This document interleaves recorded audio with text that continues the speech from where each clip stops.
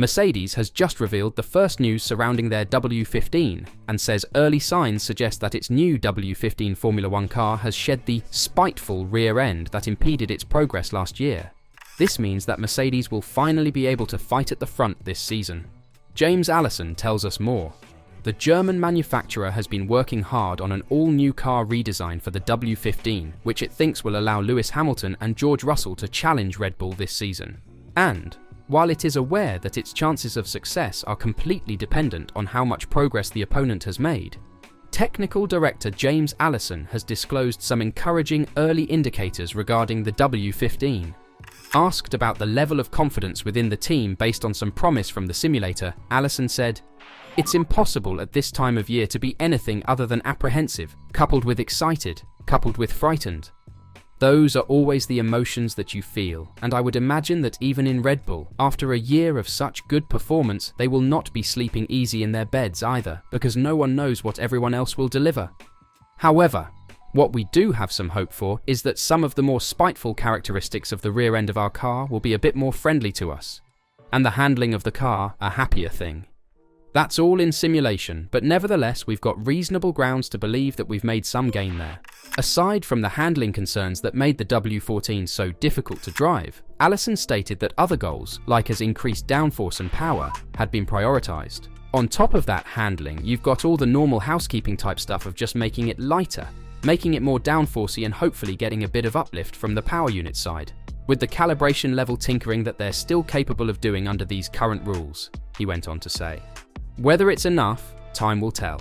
But it's nevertheless going to be interesting because we saw some things we knew were problems. We have hypothesized what the reason for those problems were, and we fixed those reasons. It will be interesting to find out how accurate we've been with that diagnosis. While Red Bull dominated last year, winning all but one race, Allison believes the team will not maintain its lead.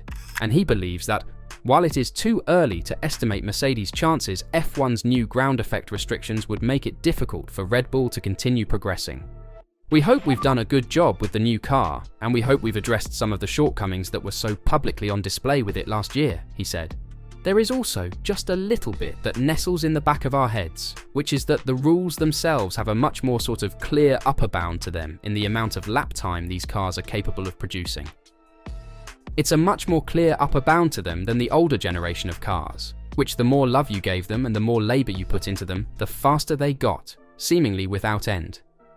I think if you look at last year, you see from the start of the season to the end of the season, although Red Bull's dominance was near complete and they didn't look vulnerable even to the last race of the year, if you look at the bigger picture, this is a grid that is gradually compressing.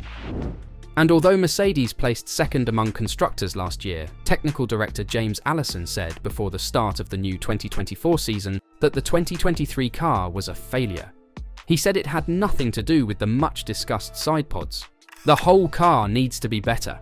Mercedes, the multiple constructors champion, has missed the target for 2 years in a row. Toto Wolff, team manager, stated that the car's idea was wrong twice. The key sign is the presence or absence of side pods. However, Allison believes that the impact of the side pods should not be overstated. They stood out but were not decisive for our performance. The side pods mainly symbolise the problems of a team that took too long to get on the right track. Allison claimed that the underlying problem was larger and deeper, namely that everything was wrong with the car from front to back. We had to do something about that and it took longer than we wanted. The whole car had to be better. So things had to alter for 2024, both in terms of the car and the crew. Last season, Allison replaced the now departed Mike Elliott as technical director. The W15 is on its way, and Mercedes will unveil it on February 14th. That will definitely be a different car from last year's, count on that, he said.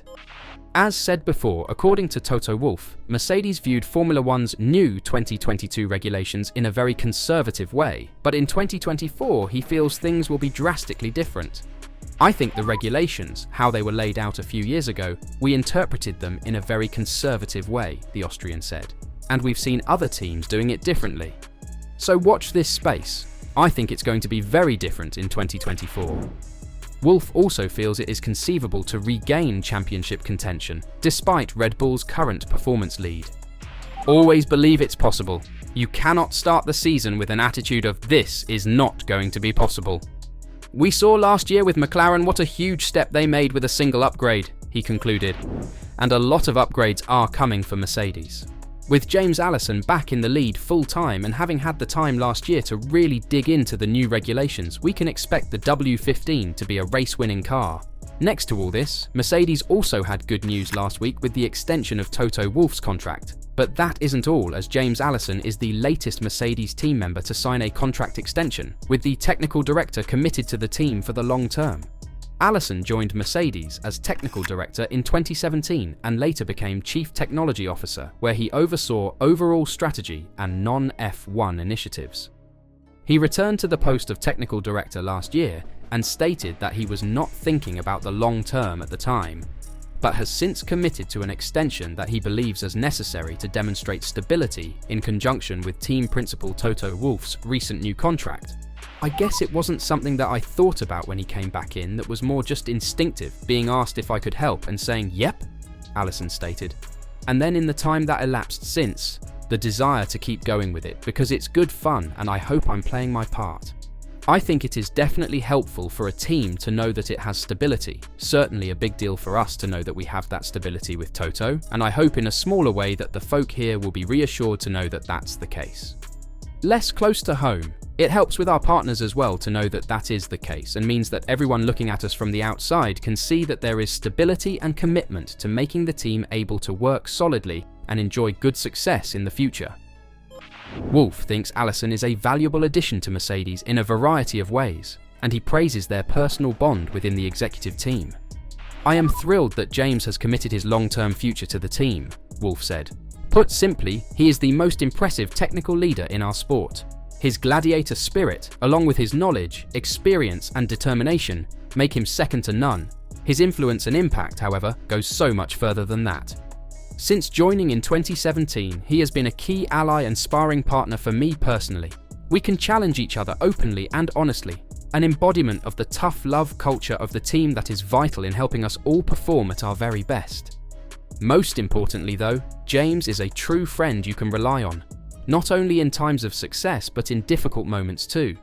It has been a pleasure to work with him over the past 7 years, and I look forward to doing so for many more to come."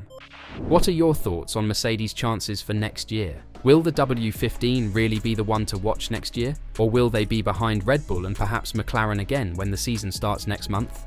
And what about Allison signing a long-term contract? That's good news for Mercedes, right? We'll only have to wait a couple more weeks until we see the cars hit the track during the pre-season testing, and then we'll know where Mercedes will be at.